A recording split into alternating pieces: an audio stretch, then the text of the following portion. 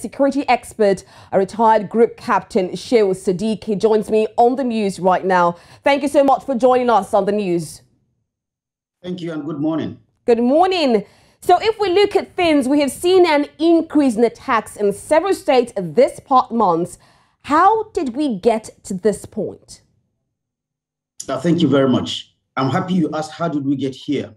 The Nigerian military, even the Nigerian police, since 1960 in Congo, they distinguish themselves in many foreign lands. So we have to ask ourselves what is happening now.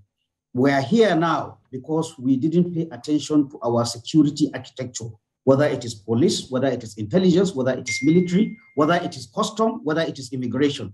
We didn't pay attention to them over the years as our security challenges increased, as our population increased, as criminals in Nigeria became more sophisticated. There was no commensurate uplifting of the security architecture, either in terms of number, either in terms of training, either in terms of equipment. We went to sleep. So we suddenly found that the Boko Haram and then later the banditry and the kidnapping all came to find an overwhelmed security architecture. That is where we are here. And this is not just mere saying.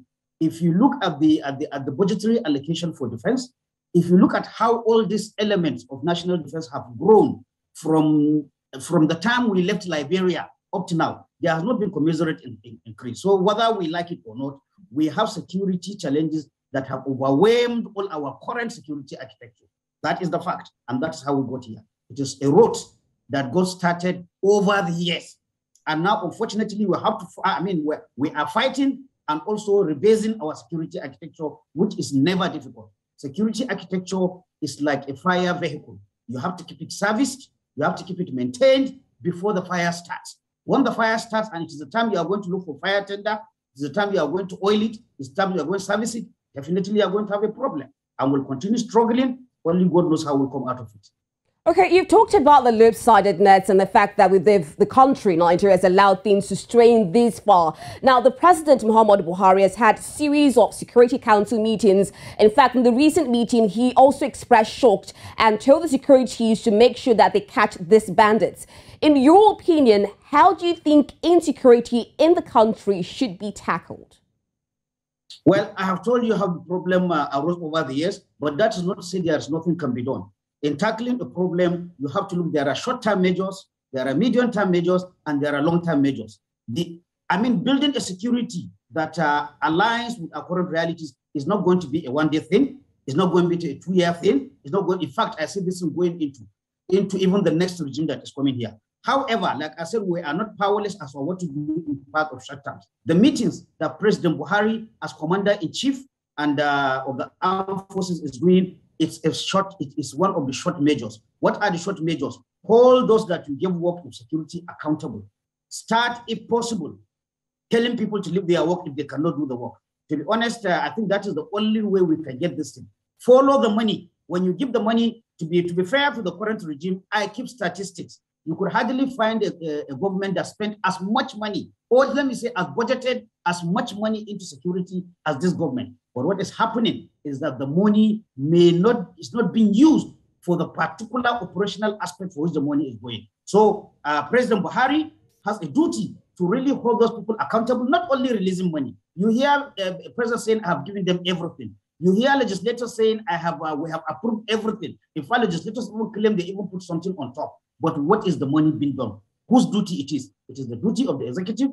It is the duty of the legislature, not only to give money, but follow money and ensure that it is used for what it is being used. And so oversight is very lax in security architecture, but from the executive and the legislature. That is the fact of the matter. It is very lax. So give somebody what he needs to do the work, and then clamp down on him to give you results. If he doesn't give results, people should start losing their job. Since from civil war, it is not a new thing for a commander who doesn't perform to give way. The military profession or the police profession or the DSS profession is a profession with professionals down the line who are also have their own potential, who also have their own idea of how to run things. If one man is not performing, all right, you talk about the issue. Sorry to butt in here. You talk about the issue of corruption, especially in the disbursement of money to tackle insecurity in Nigeria.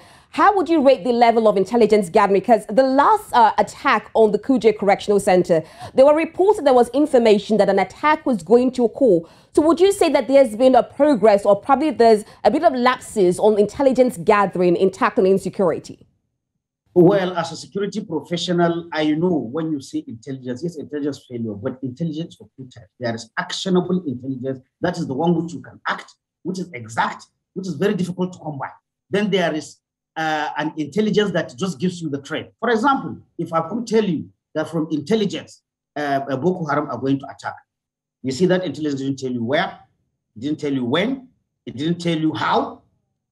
So this is what I mean. Some of the intelligence is there, but it is intelligence is never clear-cut as people would like to know. I don't think you will have intelligence that will tell you Boko Haram are coming to Kuje prison on Monday at 3 o'clock in the night. You are not going to get that kind of intelligence. What you normally see, and unfortunately, it is even in the public domain, our intelligence service are raising it there, is that there is, from intelligence report, Boko Haram or Ansaru or ISIS are planning attacks. That is a very, of course, it will make the professional to wake up. But to be fair, it doesn't tell you where to go. Nigeria is a wide country. If you say Ansaru are trying to attack, let's even say northern Nigeria or the whole of Nigeria, how many square kilometers are you talking about?